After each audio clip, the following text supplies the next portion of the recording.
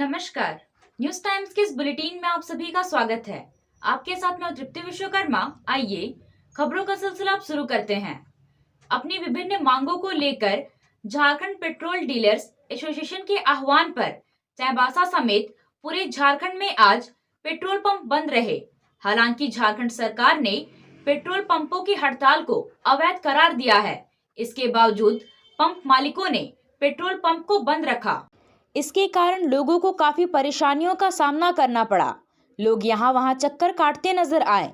केंद्र सरकार द्वारा पेट्रोल और डीजल पर वैट कम कर दिए जाने से मूल्य में कमी आई है। पंप मालिकों का कहना है कि राज्य सरकार द्वारा अभी वैट में कमी नहीं किए जाने के कारण उन्हें नुकसान उठाना पड़ रहा है। पंपों की हड़ताल को लेकर झारखंड सरकार के विशेष सचिव चंद्रशेखर प्रसाद द्वारा जारी पत्र में इसे आवश्यक वस्तु अधिनियम के अंतर्गत बताया गया है, यानी पेट्रोल और डीजल की बिक्री और खरीदारी को बाधित करना सरकार द्वारा स्थापित नियम और अधिनियम के विरुद्ध है। झारखंड के पेट्रोल पंप मालिक वैट घटाने, बायोडीजल में मिलावट को रोकने और सरकारी विभागों में बकाया भुगतान को लेकर आंदोलन के लिए बाध्य हुए। पेट्रोल पंप मालिकों की हड़ताल का समर्थन करते हुए भाजपा के वरिष्ठ नेता अनूप कुमार सुल्तानिया ने कहा कि सरकारी विभागों में पेट्रोल और डीजल का पैसा बकाया रहने के कारण पेट्रोल पंप के मालिक बदहाल हो गए हैं। जिले में पेट्रोल पंप मालिकों का करोड़ों रुपए का पिछला भुगतान बकाया रह गया है। जब नए पदाधिकारी आते हैं तो पुराने बिल पर कोई बात करने से कतराते हैं, एक दूसरे पर जिम्मेदारी थोपते हैं।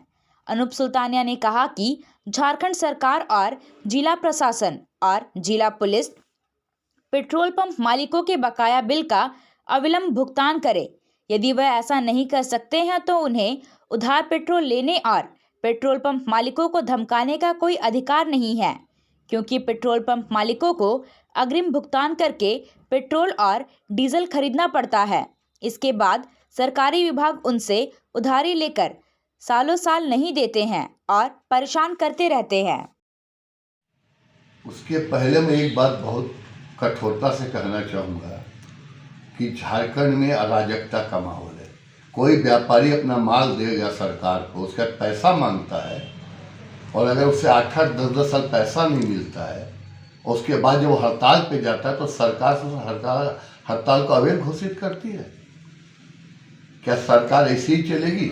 अब मैं आता हूँ दूसरे पॉइंट पे जो आपने प्रश्न किया कि सरकार पेट्रोल और डीजल उधारी में लेती है और इसका कोई भी टाइम फिक्स नहीं है कि कब पेमेंट करेगी सरकार। चाईबासा ऐसे जिले में भी आज यहाँ के 3-4 पेट्रोल पंप मालिक के 8-8, 9-9 साल से पैसे बकाया है, करोड़ों करोड़ में बकाया है। और सबसे विडम्बना यह है, सबसे खतरनाक बात यह है कि जो भी उच्चाधिकारी ट्रांसफर हो जाता है और नया आता है और जब पेट्रोल पंप मालिक बोलते हैं आपका पिछला बकाया है, तो स्पष्ट रूप से बेशर्मी से बोलता है पिछला वाला बात मेरे कार्यकाल में मत कीजिए, मैंने जो लिया उस पर बात कीजिए। मुझे व्यक्तिगत रूप से 2-3 पेट्रोल पंप वालों ने बताया उनका 1.5 करोड़ 2-2 करोड़ रुपया बकाया है और जिले के 16 विभागों में, यहाँ तक कि सेंट्रल गवर्नमेंट के 3-4 विभागों में भी पैसा बाकी है। और मजे की बात देखिए, जो पेट्रोल पंप मालिक हैं ये लोग भारत सरकार को आगे पेमेंट भेजते हैं और फिर सरकार इनको पेट्रोल और डीजल देती है। लेकिन वही सरकार व्यापारियों से उधारी लेती है और पैसा मांगने पे इन्हें धकी आती है, गाली देती है। ये चीज़ ठीक नहीं है। अगर इस प्रकार से सरकारों का रवैया रहा तो कौन व्यापार करेगा? किसे गरज है व्यापार उद्योग करने की? अगर आपने माल लिया है किसी व्यापारी से और उसने भारत सरकार से नगद में खरीदा है तो यह सरकार का दायित्व है कि आप उसे 10 दिन, 15 दिन, 1 महीना में उसका पूर्ण भुगतान करें। आज हो क्या रहा है, उच्चाधिकारी ट्रांसफर हो जाते हैं, पिछला बिल गायब हो जाता है, कार्यालय से पिछले बिल 8, 9, 10, 11 वर्ष के गायब है। जो कलर का आता है वो बोलता मुझे नहीं मालूम है पिछला बिल कहाँ गया, आप फिर से बिल दे दीजिए। अब पेट्रोल पंप मालिक 2008-9 का बिल कहाँ से देगा? जिले में कम से कम 5 करोड़ रुपया पेट्रोल पंप मालिक का विभिन्न विभागों में बकाया। मैं आपके माध्यम से जिला के एसपी, डीसी और सभी वरीय पदाधिकारी से अनुरोध करूंगा कि आप अविलंब कहीं से भी फंड जुगाड़ कर पेट्रोल पंप मालिकों का भुगतान करें और उनके साथ एक एग्रीमेंट करें कि उनका अगर 1 महीने आप पेट्रोल लेते तो उनका 10 दिन में, 15 दिन में, ये अगले महीने तक आप 1 महीना के अंदर में पूरा भुगतान करेंगे। ये पार्ट वाइज भुगतान बंद होना चाहिए। नहीं तो अगर ये स्थिति रही तो मुझे लगता है कि पेट्रोल पंप व्यवसाय कोई व्यापारी करना नहीं चाहेगा। और एक मैं झारखंड सरकार से अनुरोध करना चाहूँगा, बंगाल की तर्ज पे उसे अपना पेट्रोल पंप, सरकारी पेट्रोल पंप सभी पुलिस लाइनों में स्थापित करना चाहिए, जहाँ से सारे सरकारी विभाग पेट्रोल और डीजल ले। इससे बिल वाउचर की समस्या खत्म होगी और सरकार को भी नगद खरीदना पड़ेगा भारत सरकार से।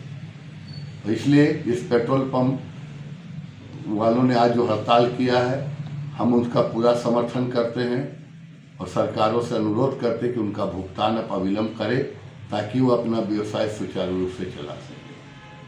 पश्चिमी सिंहभूम के भाजपा कार्यकर्ताओं के लिए कार्यालय में आज से 3 दिन का प्रशिक्षण शुरू किया गया है, जिसका शुभारंभ पूर्व प्रदेश अध्यक्ष डॉक्टर दिनेशानंद गोस्वामी ने किया।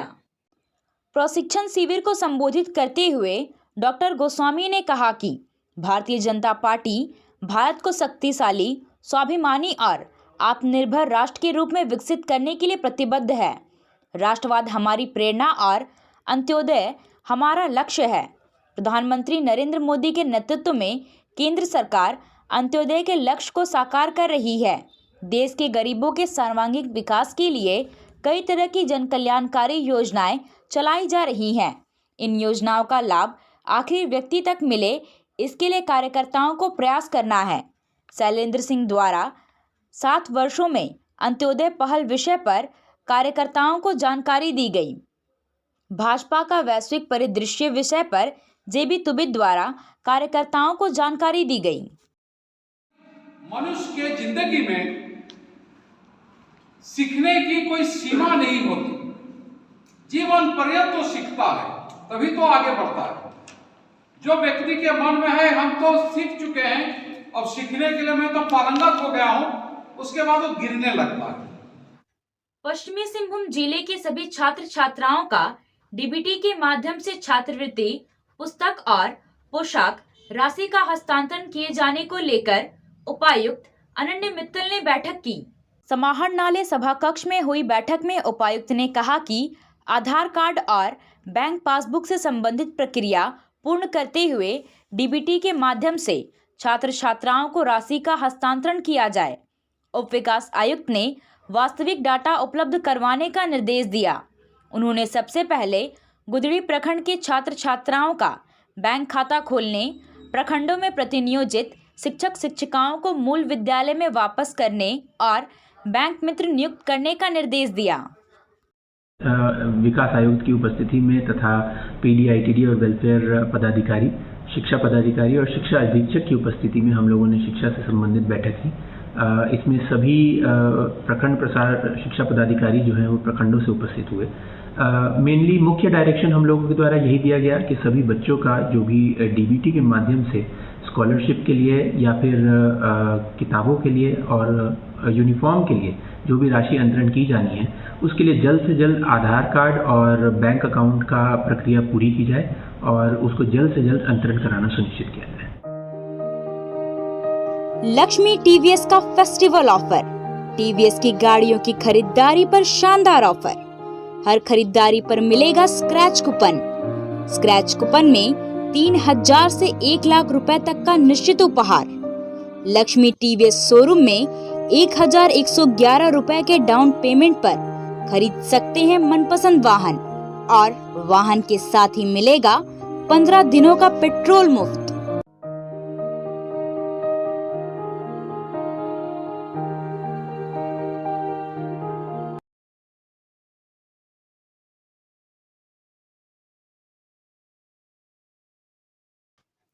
केपीसी मूवीज इंडिया के बैनर तले बनने वाली हिंदी लघु फिल्म अनजान थे हम का मुहूर्त मंगलवार को चाईबासा शहर के बड़ी बाजार स्थित गणेश मंदिर में किया गया।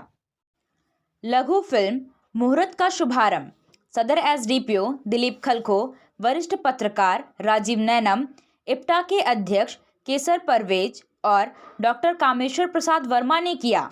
इस मौके पर दिलीप खलखो ने कहा कि स्थानीय लेखक और निर्देशक के द्वारा लघु फिल्म का निर्माण किया जा रहा है। यह फिल्म पूरी तरह तैयार होकर प्रदर्शित हो। शिक्षक अभिभावक की बैठक मांगीलाल रुंगटा +2 उच्च विद्यालय चाईबासा में हुई। बैठक के दौरान पीटीएम का शुभारंभ विद्यालय की प्राचार्य शिल्पा गुप्ता ने दीप प्रज्वलित कर किया। बैठक में प्राचार्य ने कार्यक्रम के उद्देश्य, मुद्दा और अभिभावकों की भागीदारी की जानकारी दी। बैठक में अभिभावकों के लिए मनोरंजन खेल का आयोजन किया गया। खेल में प्रथम, द्वितीय और तृतीय स्थान प्राप्त करने वाले अभिभावकों को पुरस्कृत किया गया। विद्यालय के छात्र छात्राओं द्वारा सांस्कृतिक कार्यक्रम के तहत नृत्य, कविता पाठ प्रस्तुत किया गया। सर्दी का सितम लगातार बढ़ता जा रहा है। रात में तापमान ज्यादा गिरने के कारण ठिठुरन बढ़ गई है। ऐसे में गरीब, असहाय लोगों के लिए खुद को ठंड से बचाना मुश्किल हो गया है। जरूरतमंद गरीब लोगों की मदद के लिए नगर परिषद की ओर से प्रयास शुरू कर दिया गया है। आश्रय विहीन लोगों के बीच कंबल का वितरण किया जा रहा है ताकि वह खुद को सर्दी से बचा सके। नगर परिषद की टीम ने शहर के विभिन्न क्षेत्रों में घूम घूम कर ऐसे जरूरतमंद लोगों के बीच कंबल का वितरण किया। इसके साथ ही शहर के विभिन्न चौक चौराहों पर अलाव की व्यवस्था की गई है ताकि लोगों को ठंड से राहत मिले। स्वास्थ्य एवं समाज कल्याण विभाग की समीक्षा करते हुए पश्चिमी सिंहभूम के उपायुक्त अनन्य मित्तल ने 10 जनवरी 2022 तक कोविड-19 के प्रथम डोज से बचे हुए लाभुकों को आच्छादित करते हुए 100% लक्ष्य प्राप्त करने का निर्देश दिया। उपायुक्त ने जिले में संचालित 5 कुपोषण उपचार केंद्रों में उपलब्ध बेड में 100% कुपोषित बच्चों को नामांकित कराने, मुख्यमंत्री सुकन्या योजना में कम लक्ष्य प्राप्त करने वाले 4 प्रखंड सोनुआ, मनोहरपुर, गोइलकेरा और हाटगमरिया को लक्ष्य प्राप्त करने का निर्देश दिया। उन्होंने प्रधानमंत्री मातृत्व वंदना योजना से लाभार्थियों को जोड़ने, मुख्यमंत्री कन्यादान योजना का लक्ष्य प्राप्त करने और आंगनबाड़ी सेविका सहायिका के रिक्त पदों को भरने को कहा। तातनगर प्रखंड के तेंतेड़ा गांव में विधायक प्रतिनिधि सुनील सिरका ने बढ़ते ठंड को देखते हुए जरूरतमंद लोगों के बीच 120 कंबल का वितरण किया। सुनील सिरका ने गरीबों को कंबल देते हुए कहा कि झम्मो हमेशा गरीबों के हक के लिए लड़ता रहा है। जगन्नाथपुर के विधायक सोनाराम सिंकू ने जगन्नाथपुर प्रखंड के करंजिया पंचायत के पूर्णिया गांव में अधूरे पड़े कस्तूरबा गांधी बालिका आवासीय विद्यालय बनाने की मांग विधानसभा सत्र में उठाया। विधायक ने कहा कि बीते 10 वर्षों से विद्यालय का निर्माण कार्य अधूरा पड़ा है। लंबित है, छात्राएं काफी दिक्कत में पड़ रही है, अतः उक्त विद्यालय का अधूरा कार्य शीघ्र पूर्ण करने के लिए सदन के माध्यम से सरकार से मांग करता हूं। माननीय सदस्य श्री प्रदीप यादव जी। झारखंड शिक्षा परियोजना की ओर से झारखंड राज्य में 20 से 23 दिसंबर तक शिक्षक अभिभावक बैठक का आयोजन किया जा रहा है। इसे देखते हुए पश्चिमी सिंहभूम जिले के उपायुक्त अनन्य मित्तल ने वैसे सभी सरकारी विद्यालयों में जहां कक्षा 6 से 12 तक संचालित है, उन विद्यालयों के सभी शिक्षकों से अपने दायित्वों को समझते हुए ससमय शिक्षक अभिभावक बैठक करने की अपील की है। समाज सेवा के क्षेत्र में पश्चिमी सिंहभूम जिला पुलिस सामुदायिक पुलिसिंग के तहत ग्रामीण क्षेत्रों में अपने दायित्व को बखूबी से निर्वाह कर रही है। सोनुआ थाना के अति नक्सल प्रभावित क्षेत्र नचलदा केंदावीर गांव में बढ़ती ठंड को देखते हुए अपर पुलिस अधीक्षक अभियान के नेतृत्व में कंबल का वितरण किया गया। अभी के लिए बस इतना ही। कुछ और खबरों के साथ हम फिर हाजिर होंगे। तब तक न्यूज़ टाइम्स की पूरी टीम को दीजिए इजाजत। नमस्कार।